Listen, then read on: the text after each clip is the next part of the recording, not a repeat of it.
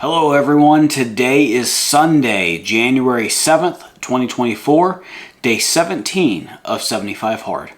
I am pleased to announce that both my wife and I have both completed our 5 critical tasks. We have maintained our diet, no wheat, no alcohol obviously, no processed sugar of any kind. The only thing we allow in food is anything 2 grams or less per serving.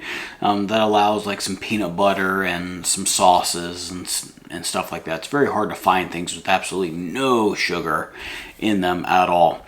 Let's see, we have each drunk a gallon of water or more.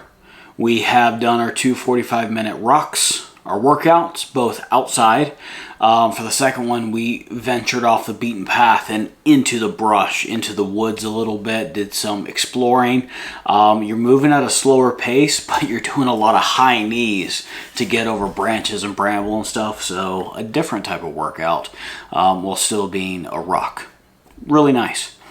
We have each read 10 pages in our book. I actually finished my first book, Developing the Leader Within You 2.0 by John Maxwell. We're going to be talking about a couple things in here, just as I give you an overview of the book, and then I'll be moving on to a new one tomorrow. And we have each taken our progress picture. You will be seeing evidence of mine up on the screen.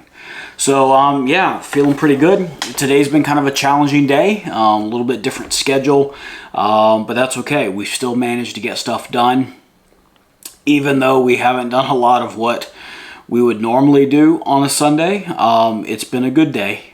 God is blessed and given us grace. So that's always a good thing. We're being stretched and tested a little bit. I know I am especially, and so I'm trying to pass those tests, but you know, God is faithful. He really is.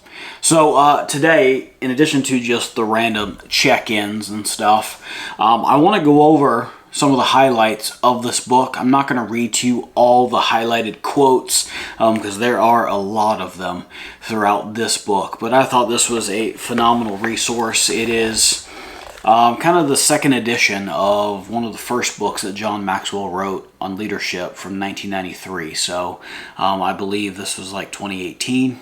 I believe 25 years later when he wrote this book, kind of updating it and such. And there are 10 chapters in it.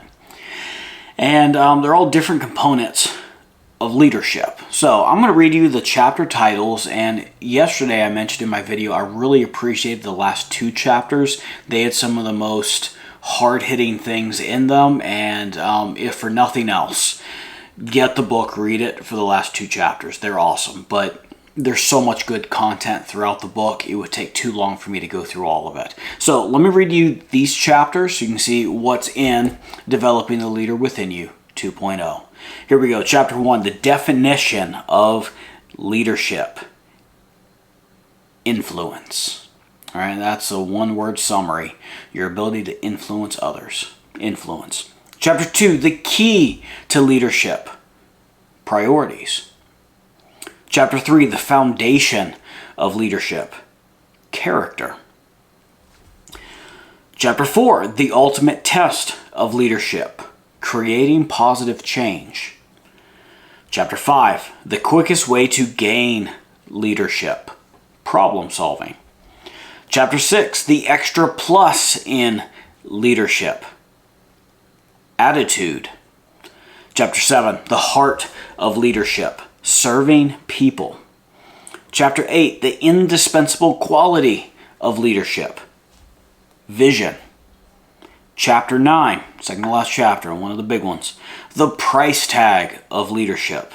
Self-discipline. That is resonating a lot. That's really the whole point of why we're trying to do 75 Hard. To be mentally tough, to discipline ourselves, to do the big things and the small things consistently, day in and day out. It's great stuff, and that actually ties in closely with Chapter 10, the final chapter, the expansion of leadership. Personal growth. All right, really good stuff. Let me read you a couple quotes, one from the self-discipline, then a longer one from the personal growth that just really hit me the hardest and was motivation to not be average. All right, so let's read a couple of these things. Self-discipline is developed by saying yes when we want to say no, and saying no when we want to say yes. Oh, that's so true. If we just go through life doing what we want, I don't want to do that, it's hard. So I'm going to say no. It's like, ooh, I want that. That feels good. That tastes good, whatever else. If that's how we spend our lives, we're going to be fat, poor, broke, unsuccessful, unfulfilled, unhappy, and probably lonely people. Because if you only focus on what you want in the immediate, no one's going to want to be around you. You're not going to be helping people. All right? You're not going to be influencing people. You're definitely not going to lead them. And if you do, you're going to lead them down a path they don't want to go. You'd be a loser. All right? So that really stuck out because when I get up in the morning, I don't want to get up in the morning. I don't want to strap on my pack and go for a ruck when it's cold outside and I have to bundle up. But I'm saying yes to those things that I want to say no to. I remember things with bread, all right? There was this thing I've heard tell of, pizza. I remember that. Yeah, that was delicious. At least I remember it being so, but I'm going to say no to that right now because wheat is not something my body needs. All those carbs, everything else, that's not what my body needs. So I'm going to say no to those things that I really want to say yes to. So self-discipline, that's a great summary of what it is. Lots of good quotes in that chapter. But let's go over to the personal growth chapter, and this is a longer section, but man, this hit home to me, and I really want to share it with you. It may be a little harsh, but that's okay. That's okay. You'll see why. Recently, I came across a piece by telecommunications executive team leader David Lewis that describes what it means to be average. Average is what failures claim to be when their friends ask them why they are not more successful. Average is the top of the bottom, the best of the worst, the bottom of the top, the worst of the top. Which of these are you? Average means being run-of-the-mill, mediocre, insignificant, and also ran a non-entity. Being average is the lazy person's cop-out. It's lacking guts to take a stand in life. It's living by default.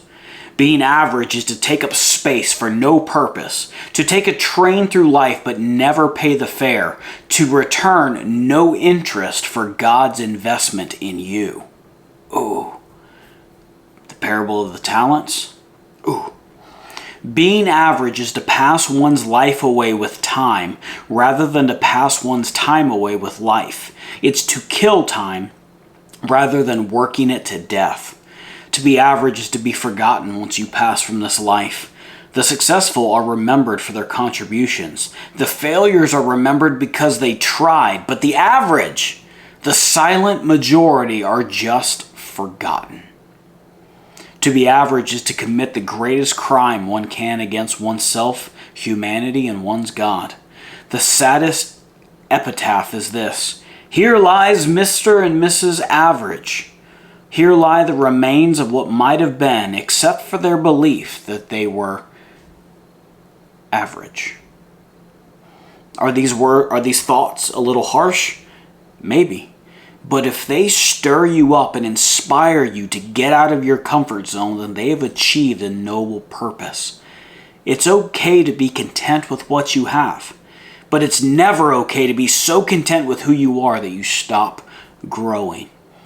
Growth's highest reward is not what we get from it, but what we become because of it. Wow. This was good stuff. The whole point, keep growing, keep building. Never feel as though you've gotten to the point where you've reached it all. If there's something that God's put on your heart, something you feel you should be doing, do it. Do it. The law of diminishing intent says that the longer you wait to do something you should do now, the greater the odds that you will never do it. That's part of the reason why I started this channel here. It was always something I was wanting to do. It was an idea that I had, perhaps something God put on my heart to establish, and that was a couple years ago. And I kept putting it off, and I wanted things to be just right before I started it and such, and I've just been making excuses. So no, I don't have a fancy studio. I'm at my dining room table behind a bookshelf or in front of a bookshelf. bookshelf behind me, all right, with a camera, with a light. That's it. But I feel that there's something that God's put on my heart that I want to share with you. And this 75 hard stuff is just a small part of it. Because the overarching goal of what I want to accomplish with this channel is to help equip the body of Messiah spiritually, mentally, and physically to endure to the end of the tribulation by going on the greater exodus. That's what we're preparing for. Because we have a little bit longer to get through. And then we have our rest. That's entering the promised land. That's living in the kingdom with Yeshua, our King. That's what we're working towards. That's why we're sacrificing things right now. Status, possessions, houses, cars. We're putting all those things aside and pursuing Yeshua above all. We are running the race. We are keeping the faith, and we are going to finish well. So thank you for joining me for this daily check-in. Hope you enjoyed some of the quotes from the leadership book. And yeah, I highly recommend John Maxwell's Developing the Leader Within You 2.0. Great read. It's really good for every single person. Not just for leaders, because you never know when God's going to call you to lead somebody. All right? So thank you for joining me. Be blessed. Bye now.